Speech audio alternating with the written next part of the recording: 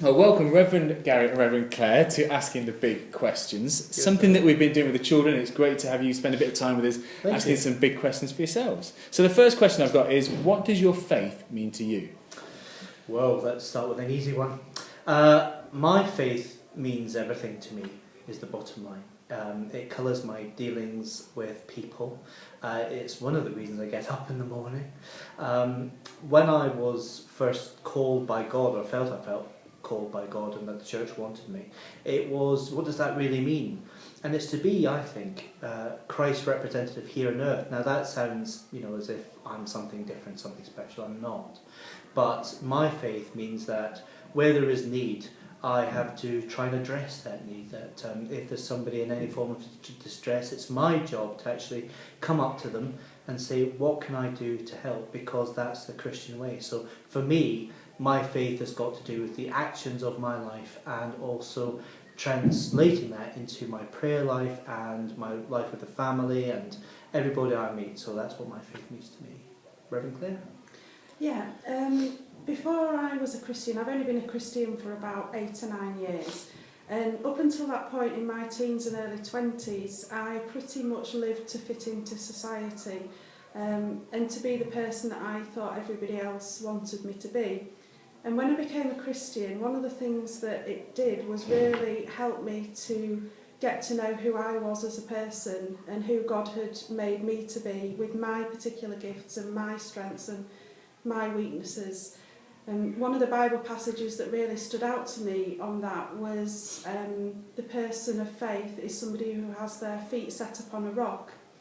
And that's really how I've felt since I've become a Christian, enabled with love, hope, peace that is beyond understanding, and it's really set me free to be who I was meant to be.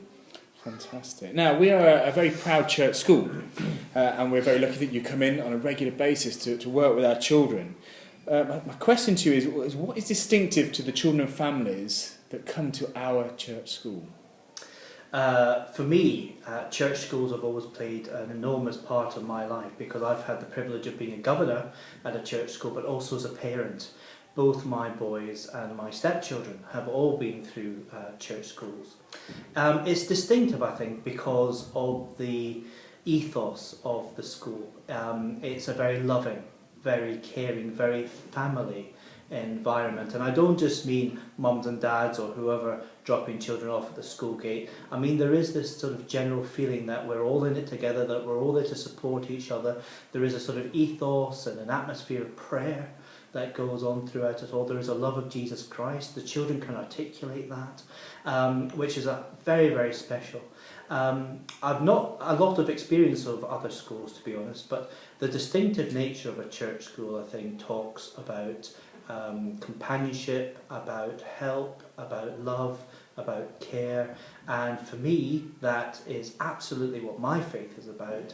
I'm very proud of our children, personal children, my children, and the children I've met in lots of church schools, the way that they conduct their lives and that they can actually question some of those big questions about why this and why that. And I actually learn as much from the children as I hope they would ever learn from me, because they're all very special, all loved by God. And for me, that's the distinctive nature of a church school, is that knowledge of Christ at work in his world. Yeah, one of the things that I've noticed through experience in St John's is that each child is valued as an individual and cared for as an individual.